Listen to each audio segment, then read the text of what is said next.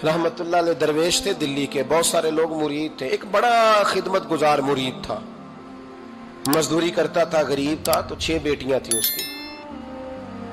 हजरत साहब के पास रोज आके कहता, हुजूर बच्चियों के लिए दुआ करें, अल्लाह कोई असबाब पैदा कर दे। एक बच्ची की शादी का खर्चा 1000 दिनार है और मैं गरीब हूं। हजरत साहब दुआ कर देते। खानका शरीफ के थोड़े ही फासले पर, हजरत जहां बैठ के मुरीदों की तरबियत करते थे, उससे थोड़ा ही फासले पर ना एक ईसाई रहता था, बड़ा मालदार था, बड़ी सारे ऊंट, गायें, भेड़, बकरियां रखी हुई थी और हजरत शरफुद्दीन रहमतुल्लाह अलैह की बड़ी मुखालफत करता था। और ये जो आपका गरीब मुरीद था, ये उसका पड़ोसी था। एक दिन बुला के ना उनको कहने लगा कि तू किधर जाके जो है वो टकरे मार रहा है, वहां से कुछ नहीं मिलने वाला। वो तुझे क्या देंगे जिनकी खानका खुद चंदे पे चलती है, मदरसा चंदे पे चलता है, मस्जिद चंदे पे चलती है, तेरी बेटी का मामला कहां हल होगा? तो उस दरवेश ने कहा कि तू मेरे पीर को नहीं जानता, तू अजय मेरा महबूब नहीं डिठा, तो पता नहीं ना, तू इस रस्ते का मुसाफिर नहीं, तू नहीं जानता, उनका बस चले ना तो वो हर कीमत में मेरी बेटियों की शादी करा दे। अब वो ईसाई था, कहने लगा अच्छा चलो ठीक है, अगर इतनी बात है ना तो जाओ उनसे जाके कह दो कि 6 साल के लिए मेरे साथ मुआहदा कर लें, तो मेरे जानवरों को चारा डाल दिया करे, 6 साल ड्यूटी करे, मैं 6000 दिनार दे देता हूं। वो मेरे साथ 6 साल मेरे जानवरों को चारा डाले, रखते हैं ना आप चारा डालने के लिए, एडवांस पैसे दे के। अब तो लोग उन्हें भी गुलाम ही बना लेते हैं, बड़ी थोड़ी तनख्वाह देते हैं, जुल्म करते हैं, पूरा मुआवजा नहीं देते। हजरत शेख शरफुद्दीन के बारे में वो कहने लगा, जब अपने पीर से जाके कह के मेरे जानवरों को 6 साल चारा डाले, मैं 6000 दे देता हूं, तू जो कहता है हर कीमत पे जाने को तैयार है। उसने जब ये बात की तो मुरीद ने नाराज हो गया, वो लड़ाई हो गई, गिरबान पकड़ लिया, झगड़ा हुआ, बात बड़ी दूर गई। इस तरह की बात करता मेरे हजरत के बारे में, तेरे जैसे कई मैं वहां काम पे रखा दूं। जब वो बड़ी बहस हुई, बात मोहल्ले में, इलाके में फैल गई, दुनिया ने सुन ली, तो शेख शरफुद्दीन तक भी पहुंच गई। इस तरह झगड़ा हुआ है। लोग सो गए इशा की नमाज के बाद। हजरत साहब ने ना सर पे कपड़ा लिया, उस ईसाई के दरवाजे पे दस्तक दी, वो बाहर आया, फरमाने लगे लोग तो सोच समझ के मुलाजम रखते हैं, तूने भी तो सोच ही लिया होगा, तभी तो मुझे ऑफर की है। तू अपनी ऑफर पे कायम है? वाकई मुझे रख लेगा और 6000 दिनार दे देगा? कहने लगा जा बाबा काम कर अपना। फरमाया नहीं, तूने इतने लोगों में बात की, इतनी बहस हुई, तो कायम है? कहने लगा मैं तो कायम हूं, पर आपने नहीं कायम रहना। फरमाया मैं सोच समझ के आया हूं। उसने कहा आप ड्यूटी करेंगे, भैंसों को चारा डालेंगे? फरमाया एक शर्त, बस जब अजान हो जाए ना तो मुझे रब की नमाज पढ़ने की इजाजत दे देना, बाकी सुबह शाम जो तू कहेगा। अगर उस गरीब की बेटियां ब्याही जाए तो मुझे और क्या चाहिए? उसकी 6 बेटियों का बोझ है उसके सर पे, तू मुझे रख ले। अल्लाह अकबर। वो कहने लगा चले पे मेरे साथ खते बंदगी कर ले। आजकल हम स्टाम करते हैं, उस जमाने में खते बंदगी होता था, गुलामी का खत, काजी शहर के पास, यानी उसका ख्याल था कि चलो स्टाम की बात करूंगा तो भाग जाएंगे। फरमाया चल मैं तैयार हूं। काजी तक गए, तय हो गया, 6000 दिनार दे दिए। हजरत ने मुरीद को बुलाया, फरमाया पुत्र ये ले जा, जा मेरी बेटियों को रवाना कर दे। कहने लगा हुजूर ये क्या कर रहे हो आप, कुछ सोचे? फरमाया यार जब तुझे बेटा बना लिया तो फिर मेरी पोतियां तो लगती हैं ना, मेरा हक तो बनता है ना, जा जाके ड्यूटी कर, उनको ब्याह दे। बात फैल गई। बादशाह भी अकीदतमंद था, वो 12000 दिनार लेके पहुंचा। क्या बताऊं इन रब के बंदों का दिल कैसा होता है, क्या दर्द होता है, क्या रंग। 12000 दिनार लेके बादशाह आया और आके हजरत को पेश किए, का हुजूर आप दें इस ईसाई को, डबल दें और जाए काम करें। आप फरमाने लगे तू पैसे दे, शर्तें ना लगा, मेरा जहां दिल करेगा मैं खर्च करूंगा, मुझे तो मजा ही अब आने लगा है, अभी तो लुत्फ आ रहा है, अभी तो जायका आया है कुछ करने का, पैसे देने हैं तो दे, पाबंदी ना लगा, जहां मेरा दिल करेगा मैं। उसने कहा हुजूर ठीक है रख ले। हजरत ने फजर मस्जिद में पढ़ी, जेब में 12000 दिनार थे, ऐलान फरमाया भी किसी और की बेटी भी बैठी है तो पैसे मेरे पास है। वो 12000 दिनार भी बांट दिया और 12000 दिनार बांट के ना तो फिर चले गए खेत में चारा काटने। उस ईसाई को किसी ने बतलाया कि उनके पास तो 12000 आया है, पर तुझसे जान नहीं छुड़ाई उन्होंने, कि वादा ये हुआ था कि 6 देंगे तो जाएंगे, जब तक देंगे नहीं तेरे घर में काम करेंगे। वो ना चारा काट रहे थे, हजरत साहब तो वहां पहुंच गया, दूर जाके खड़ा हो गया, कहने लगा बाबा پہلے تو میں نے مسلمانوں کے اخلاق سنے تھے، اب تو میں نے دیکھ بھی لیے، پر یہ بتا جب 12,000 آیا تھا جان کیوں نہیں چھڑائی؟ تو حضرت چارہ کاٹتے کاٹتے رو پڑے، فرمانے لگے تو نہیں نہ جانتا یہ بیٹیاں سانجھی ہوتی ہیں، پتہ نہیں نا؟ میرے رسول پاک نے تو حاتم تائی کی بیٹی کے سر پہ کپڑا رکھ کے کہا تھا بیٹیاں برابر ہوتی ہیں، تو یہ نہیں پتا جب اس کی 6 بیٹیوں کی شادی ہوئی ہے میرے اندر روحانیت کتنی بڑی ہے۔ فرمایا پھر 12,000 آیا ہے تو 2-4 بچیاں پھر گئی ہیں، تجھے نہیں پتا میں اندر سے راضی کتنا ہوں، میں تیری نوکری کرتا رہوں گا، پتہ نہیں اللہ کتنی بیٹیوں کو بیاہ دے گا۔ اتنا رویا وہ عیسائی کے پیروں میں بیٹھ گیا، کہنے لگا بابا میں نے تیری مخالفت کی ہے پر تیرے قریب آ کے پتہ چلا ہے کہ تو بہت اونچے اخلاق کا مالک ہے، اور اگر تیرا یہ مقام ہے تو تجھے اخلاق سکھانے والے محمد عربی کی شان کتنی ہوگی۔ ظالم کی بولیے جاتے نہیں لوگ جھوٹے گواہ بن کے، وکیل صاحب کو نہیں پتا ہوتا کہ یہ بندہ مجرم ہے جو میرے پاس آیا، کیا مجرموں کے وکیل نہیں ہوتے؟ بولے تو اس کو پتہ نہیں ہوتا وکیل صاحب کو کہ یہ صاحب مجرم ہے میرے پاس مقدمہ لے کے آئے، اور اگر بے ادبی نہ ہو جائے تو میرا خیال ہے قاضی عدالت کو بھی پتا ہوتا ہے کہ مجرم کون ہے اور مظلوم۔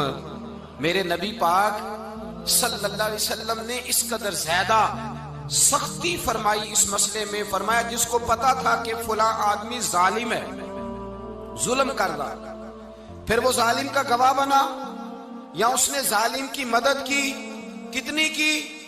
شارحین لکھتے ہیں چاہے اس نے ایک جملہ بول کے کی، چاہے ایک، سارے بولیے، چاہے ایک غریب کو اس نے ظلم کیا تو کہتے ہیں علاج یہ سی، چاہے ایک جملہ بول کے کی، شارحین اس حدیث کی شرح میں لکھتے ہیں ایک جملہ بول کے چاہے مدد کی، جس بندے نے کسی ظالم کی مدد کی کسی مقدمے میں یا کسی صورت میں اور اسے پتا تھا یہ ظالم ہے، میرے نبی پاک صلی اللہ تعالی علیہ وسلم فرماتے ہیں اگر اس نے مدد کی، ابھی ظالم کی بات نہیں ہو رہی، ظالم کے مددگار کی بات ہو رہی، اگر کسی نے ظالم کی مدد کی تو حضور فرماتے ہیں خدا بھی اس سے بری و ذمہ ہے، رسول بھی اس سے بری و ذمہ ہے۔ سنبھال کے رکھے اپنی نمازیں، قربانیاں، حج، زکوٰۃ سنبھال کے رکھے۔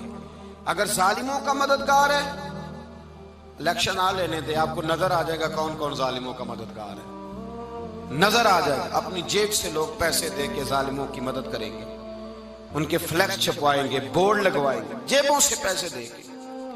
ہم نے خود آگ لگائی ہے چمن میں اپنے، بے سبب گردشی ایام کو الزام نہ دو، ہم نے خود نور کا ظلمت سے کیا ہے سودا، کر کے توہین سحر شام کو الزام نہ دو۔ ظالموں کے مددگار میدان میں آ گئے، یہ چھوٹا لفظ نہیں، میرے حبیب پاک صلی اللہ علیہ وسلم نے فرمایا جو ظالم کا مددگار ہے سن لے جو سجن کے ساتھ کچہری جاتا ہے، وہ یاد رکھے جو دوست کا گواہ بنتا ہے، وہ یاد رکھے جو کہتا ہے میں مانگی گیا تھا، مجھے بلایا گیا تھا قبضہ چھڑانے کے لیے کسی غریب بیوہ کی جائیداد پہ، وہ سن لے تو مدد کر کے نہیں آیا، تو خدا کے ذمے سے نکل گیا ہے۔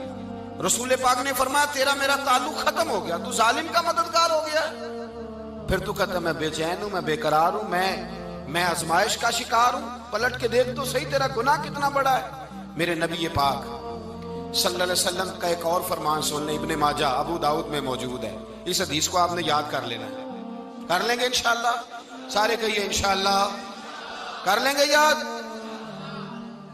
حضور صلی اللہ علیہ وسلم نے فرمایا اگر تو ظالم کی مدد کرے گا نا، یہ لفظ دل کی تختی پہ لکھ لینا، یہ مکافات عمل ہے، مکافات عمل دنیا، ادھر کرو گے تو ادھر بھرو گے۔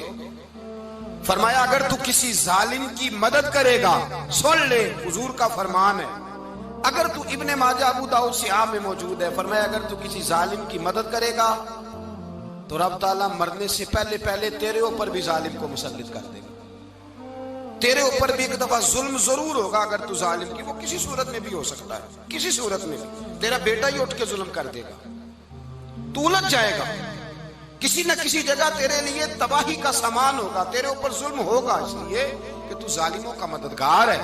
چاہیے یہ تھا کہ تو مظلوم کی مدد کرتا، انسانی ایمانی یقین کا فریضہ سر انجام دیتا، تو ظالموں کا مددگار ہو گیا۔ ٹٹول کے دیکھ لیں، رزلٹ نکال کے دیکھ لیں، ہمارے زمانے میں ظالموں کے مددگار زیادہ ہیں، اتنی لمبی زبانیں نکال کے ظالموں کی مدد کرتے ہیں، بڑے بڑے کالم نویس اللہ نے انہیں قدرت دی لکھنے کی، تو اپنا قلم ظالموں کی مدد میں خرچ کرتے ہیں۔